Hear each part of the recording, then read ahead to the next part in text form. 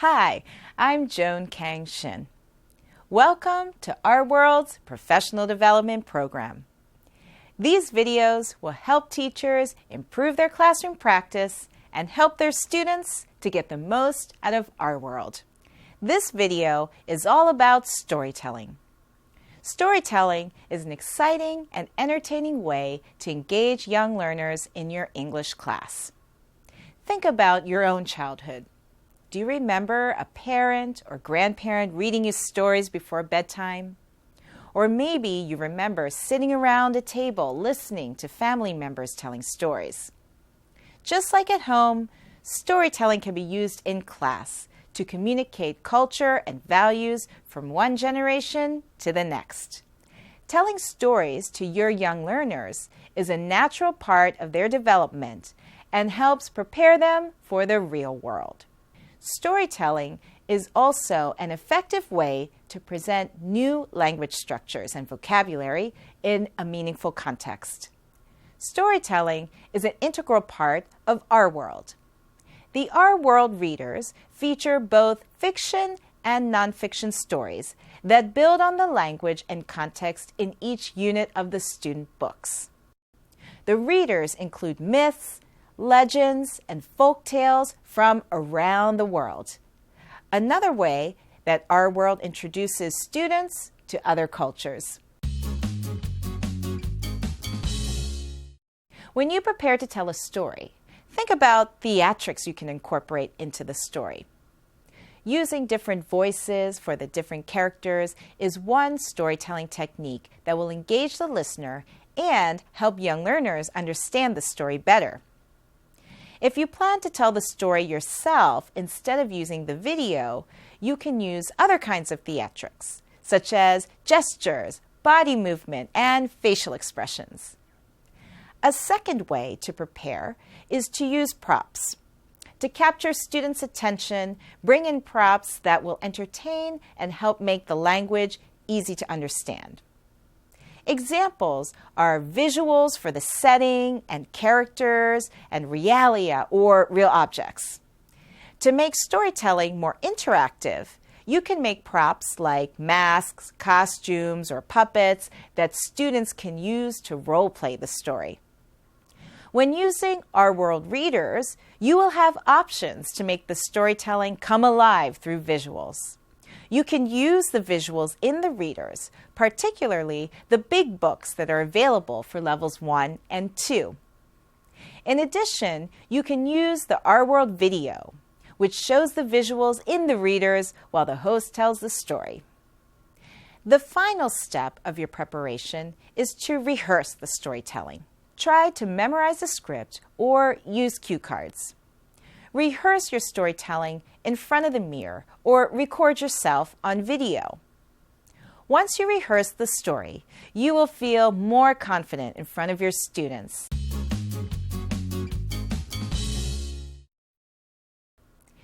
Before storytelling activities are designed to aid comprehension, create interest and enjoyment, and make the storytelling more meaningful.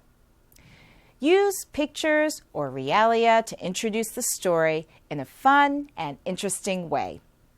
You can use the cover of the storybook to capture the attention of students, or create fun visuals with the characters and story background.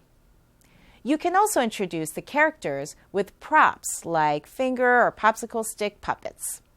Introduce the main ideas, concepts, or characters to students.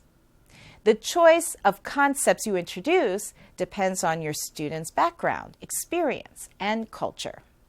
We're going to talk about our life and animals' life.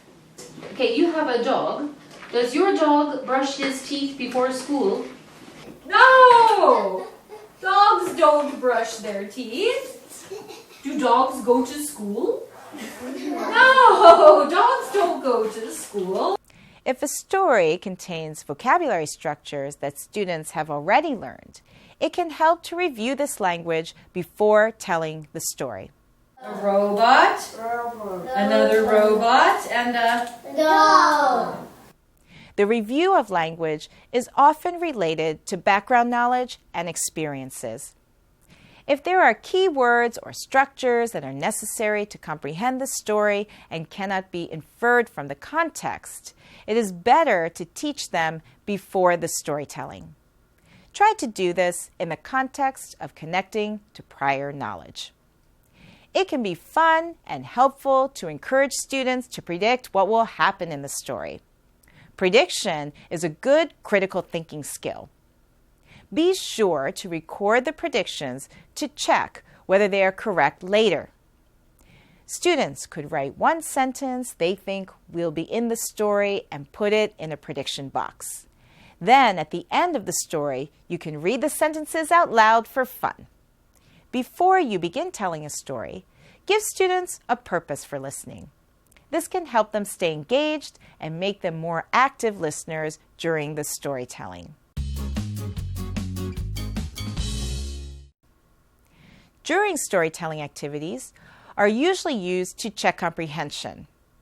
They can also be used to keep students' interest and allow students the chance to interact and practice using English. Ask questions to keep the learners involved, but don't ask so many questions that they detract from the storytelling. The questions should check comprehension of the characters, setting, and plot. So, who is Dionysus? No, that's Silenus. He decided to take a nap. He was sleepy.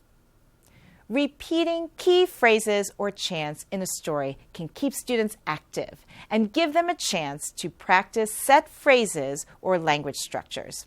Let's all read this together. Ready, go. I get up every morning.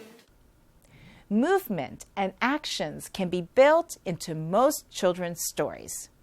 Doing TPR with students during storytelling appeals to kinesthetic learners and makes the experience more active and fun. It also helps with comprehension. Your students can practice these actions before the storytelling and then during the storytelling. Teachers can tell the story up to the climax and ask students to predict the ending. Students can draw a picture of their own ending or demonstrate it using puppets from the storytelling. After storytelling, you can do follow-up activities to check comprehension. Post-storytelling activities should also give learners plenty of practice using the new language structures and vocabulary. Be sure to use all 4 language skills, cooperative activities, and activities that suit different learning styles and intelligences. Check the predictions that students made in the before or during storytelling stages. Doing this helps students explain what happened in the story as they reflect on whether their predictions were correct. So if you could touch something, it would turn into what? Ice cream. Ice cream. Teachers can have students work with them to retell the story. It could be as simple as retelling the story with students saying the character parts with you. So now, let's put the story in order. When Zeus woke up, he was lost. Where appropriate, a retelling can include role play. Students can act out the story or parts of the story.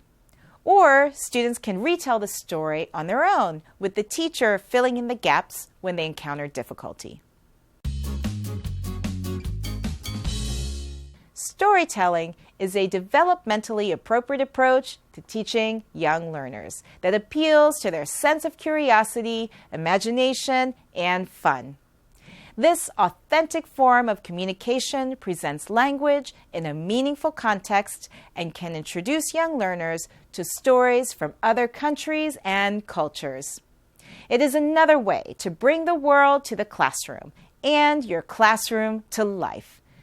The Our World readers are especially effective because they have beautiful visuals and they introduce students to myths, legends, and folk tales from around the world. As you start storytelling with young learners, keep in mind the storytelling techniques, activities, and advice in this video. And most of all, Have fun using storytelling to engage your young learners in English. If you are enthusiastic about storytelling, your students will be too. This is our world. Everybody's got a song to sing. Each boy and girl. This is our world.